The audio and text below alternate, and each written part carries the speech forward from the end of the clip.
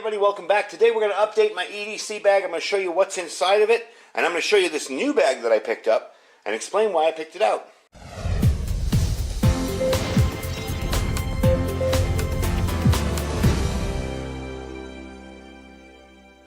Alright everybody, welcome back. So I wanted to show you this new bag and kind of switch out my old EDC bag. I'll give you a quick look at it. I did a review on this bag probably about 4 or 5 years ago. And as you can tell, it's faded, it's starting to get really dirty and rip on the bottom a little. I mean, I beat the heck out of this thing, and I've used it for almost everything. And I like having this stuff with me. Some people are going to see what's in here and say, wow, that's way too much stuff, I'd never carry that. And some people are going to see it and go, oh, that's a great idea, I have to get one. So it's all personal preference. For me, this is what works for me. I got a bigger one because I want to be able to put more stuff in it should I need to. I'm not going to load that up with survival gear, but let's say I'm going to the store and I have my shopping list written on my tablet. I want to be able to stick that in there. Maybe a tablet's low on a battery and I want to bring my battery bank with me. All that stuff can go in there. It's not going to live in there permanently, but gives me a little more room. Maybe an extra pair of glasses. Maybe I'm going on an overnight trip and I want to put a few things in there. It gives me more room, but I'm not going to load it up with more stuff than what's in this bag, because this bag's already pretty heavy. So what I'm going to do first is give you a rundown on the bag. It's made by AMJ. Found it on Amazon. This is something I purchased for myself, for my own personal use. They're not very expensive. I think they're $25, $24.99. It's 8x6 by 10. It's 8.6 inches by 10.6 inches, and the width is 2.5. It can easily fit a 10.5 inch iPad Pro in there with room to spare. Weighs about a pound. It's got nice cotton canvas material on it. Definitely well made, definitely feels bulky to it. Decent zippers. I like the little leather pulls on the zippers. That looks really nice.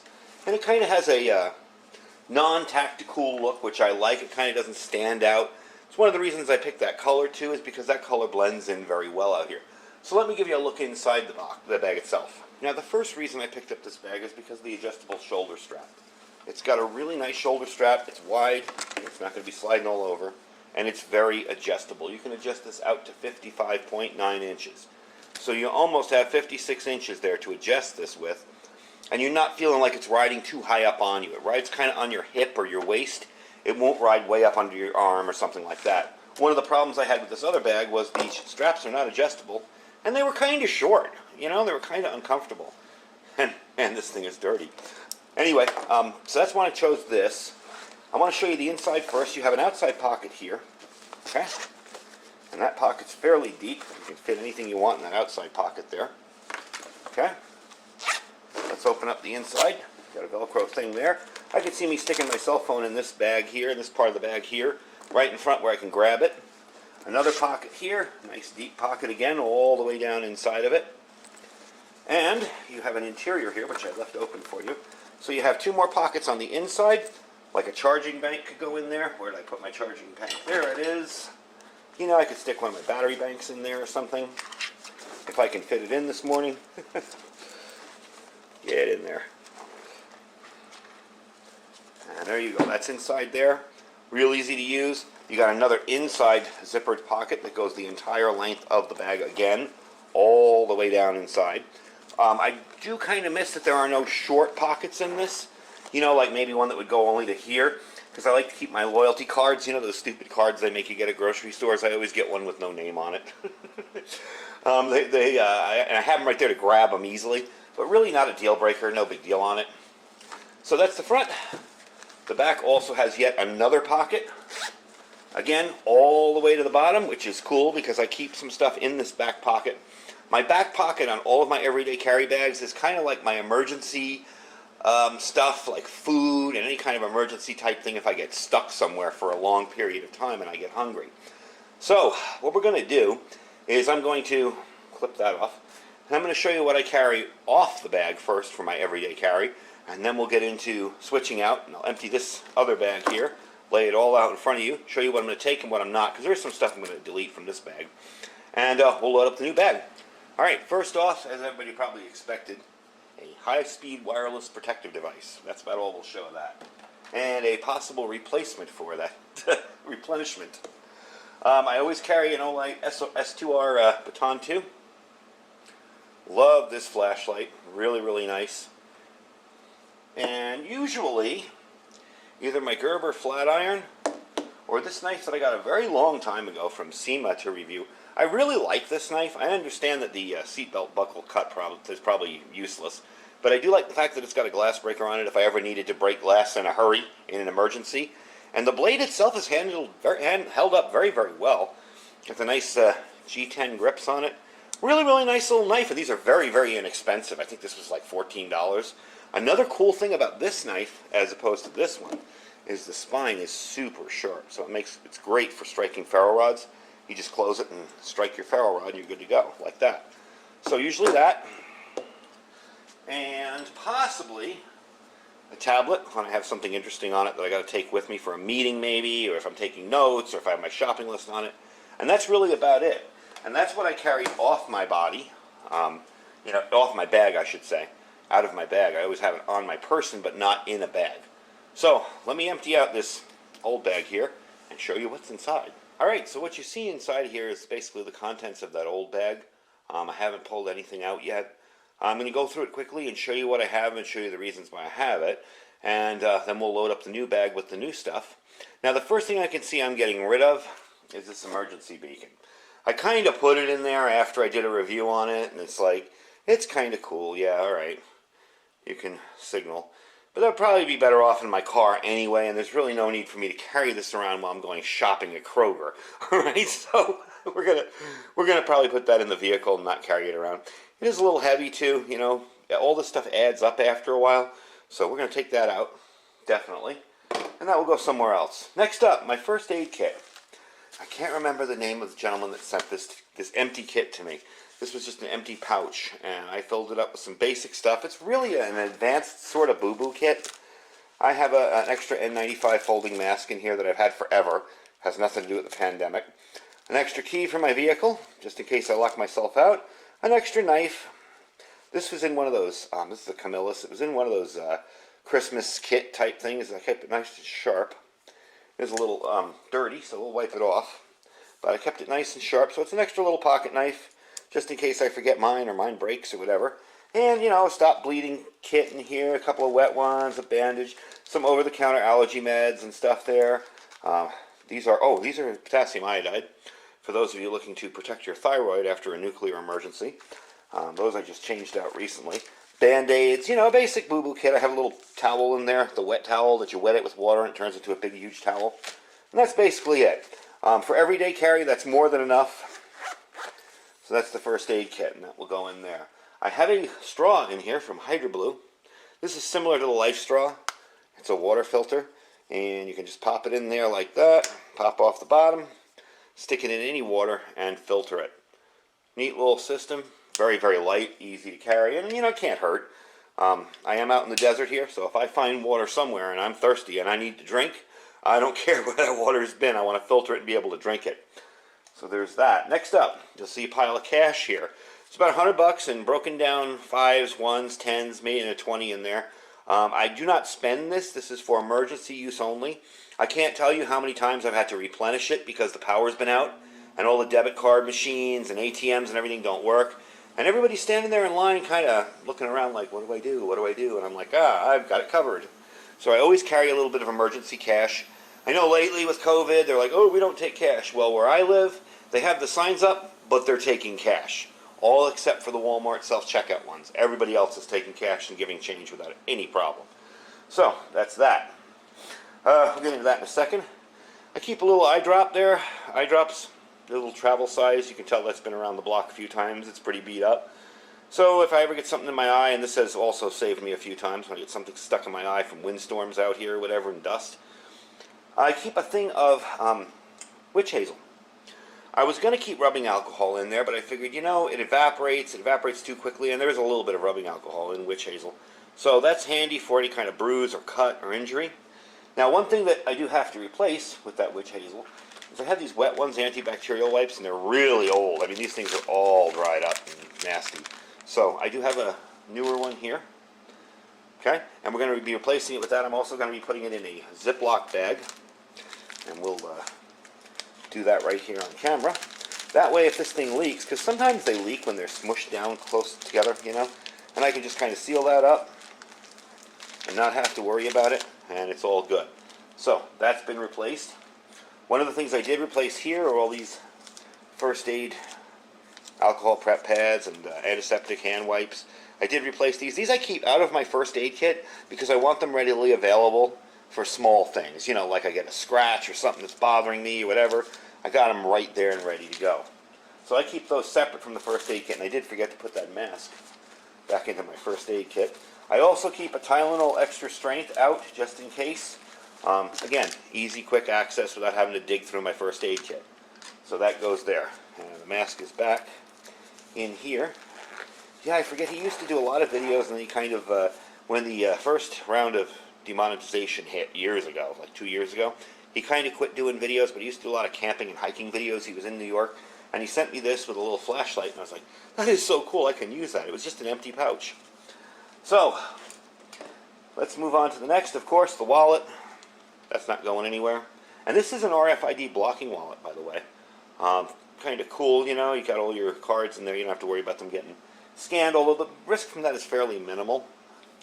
Lip balm, it's almost a necessity out here with windy, dry weather. Your lips will get chapped in the desert. Next up here is some clove oil for toothache. It's one of my smaller bottles. Just in case, you know, you're out somewhere, you bite down on something wrong, you break a tooth, and you get a nasty toothache. It's right there. And I don't have much in here. It's just really enough for one-time use. But clove oil will numb anything out. The heck with Orajel. Get this stuff. It tastes disgusting, but let me tell you something. Your whole mouth will be numb and you will not have any tooth pain. On top of that, this is also what's called eugenol, which my dad used in his dental office years ago. It is an antiseptic, so it will clean out the area as well as numb it out. All right, let's see what we got left here. Okay, this is one that I like to explain to people in a simple way. What I have here is some food, all right? And it is vacuum sealed. It's kind of been in my bag for a while, but it is still sealed up. I have a peanut butter, a coffee, some beef jerky, and I have this chicken here. And the reason I have this is because one of the things I noticed, and I'm a news junkie and I watch breaking news events very often. And one of the things I noticed is with these mass shooters or any kind of bomb scare or whatever, you get locked down in place, and you could be locked down for 10, 12 hours. If you're hungry, why not make life a little easier and carry something this light and thin with you and be able to eat? Now, you know, I know it looks big, and some people are like, oh, that's never going to happen to me until it happens to you. So that's why I do that. I also toss some crackers in there and a little bit of energy emergency blueberry drink in case I have a water with me that I can just dump that in if I need some energy. This here is a cigarette case. I use it for my business cards. Okay, next up, readers. Generally, my vision is to the point where I need readers, so, and this rubber stuff is rubbing off here. It drives me nuts. I'll probably clean that off after the video's over. But these are folding up readers. They fold up. They're very, very cool. I'm not going to take them out because they're really hard to put back in once I get to take out. But they fold open and then the sides pull out and you have a pair of glasses. I'm also going to get that nasty, you know, that rubberized stuff that comes off of everything. So I'm going to get that. You know what? Let me pull them out and show you because I'm going to have to clean that anyway. So this is how they work. They will fold open like that. You'll fold this out and you'll pull that out. Now, are they super comfortable to wear? No, but they work. You know, if you have to see and your glasses are broken or lost, they will work. All right, I'll clean that up when I come back from the video. Next up here, my chargers. This is for my phone. Now, the reason I picked this is because it's such a short little charging cable, so it doesn't take up a lot of space. But it was an old USB, micro USB cable. So I got a USB-C adapter. Now, it won't charge my phone fast like the USB-C does, but it is tiny, convenient, and easy to carry, and I can charge my phone from anywhere. Next up is the charger here for my Olight.